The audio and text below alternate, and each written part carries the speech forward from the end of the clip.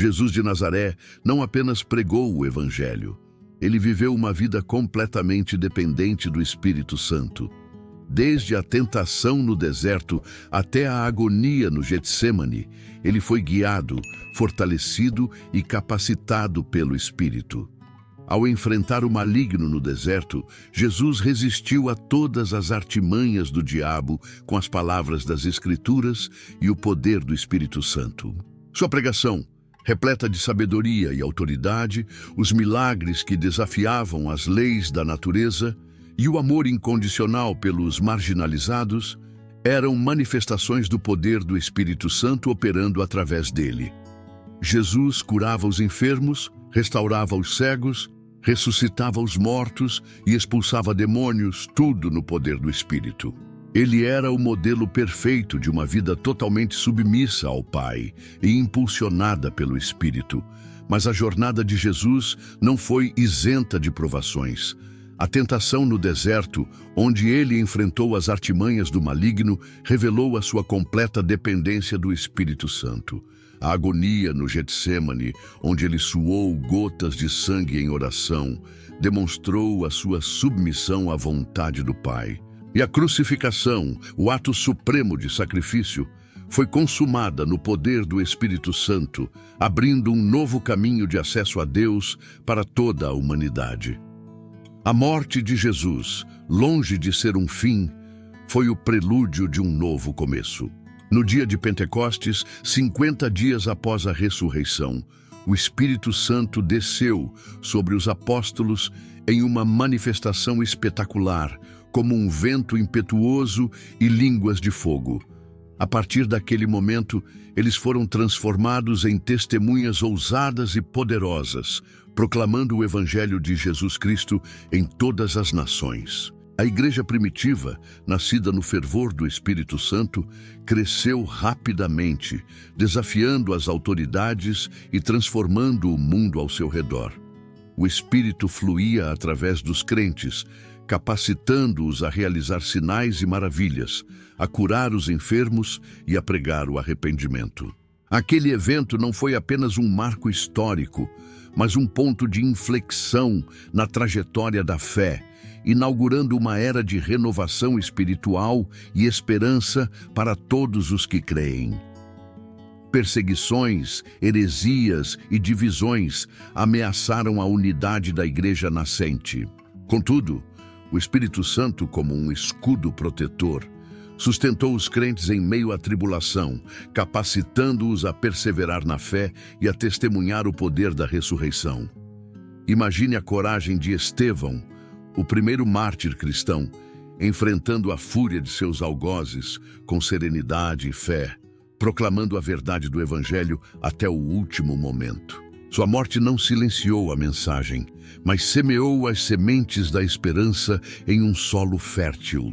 O Espírito Santo, como um escudo protetor, sustentou os crentes em meio à tribulação, capacitando-os a perseverar na fé e a testemunhar o poder da ressurreição. A história subsequente revela um mosaico de figuras inspiradoras, homens e mulheres que se entregaram completamente ao chamado divino. Paulo, o apóstolo dos gentios, outrora um perseguidor implacável dos cristãos, transformado por um encontro pessoal com Jesus Cristo na estrada para Damasco, dedicou sua vida a propagar o Evangelho por todo o Império Romano.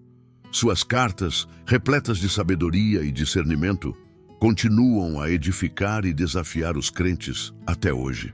A força motriz por trás de sua incansável missão era inegavelmente o Espírito Santo, que o guiava, o protegia e o capacitava a superar os inúmeros desafios que se apresentavam. Imagine Paulo navegando por mares tempestuosos, enfrentando naufrágios, prisões e perseguições. Em cada situação, ele encontrava forças no Espírito Santo, que o sustentava e lhe dava palavras de sabedoria para ensinar, consolar e exortar as comunidades cristãs. Sua carta aos Coríntios, por exemplo, destaca os dons espirituais como expressões do poder do Espírito Santo na igreja. Esses dons, como profecia, cura e línguas, Eram sinais da presença contínua do Espírito entre os crentes. Contudo, os dons espirituais não devem ser vistos como um fim em si mesmos, mas como meios para um propósito maior, a edificação da igreja e a propagação do Evangelho. É preciso evitar a vaidade, a competição e a busca por reconhecimento pessoal, e buscar a humildade, a unidade e a colaboração. O Espírito Santo é o que une os dons, aprimora os dons e dirige os dons para a edificação do corpo de Cristo. Imagine uma orquestra, onde cada músico toca seu instrumento com maestria. Se cada músico tocasse a melodia que o motiva, o resultado seria um caos. No entanto, quando todos tocam na harmonia, um som sublime emerge. O Espírito Santo é o maestro que orquestra a sinfonia da comunidade, para que o som ressoe com a música do amor. Ainda assim, a jornada com o Espírito Santo não é isenta de desafios. A resistência do mundo, a tentação do pecado e a nossa própria fraqueza podem nos desviar do caminho. É preciso, portanto, permanecer vigilantes, buscar a renovação interior e recorrer à oração e ao estudo da Palavra de Deus. A constante renovação interior é crucial. O Espírito Santo é a promessa do amoroso. A oração é o canal do amoroso. A Palavra de Deus é o alimento do amoroso. A busca pela plenitude no Espírito Santo, portanto, não é um evento isolado, mas um processo contínuo de crescimento e transformação.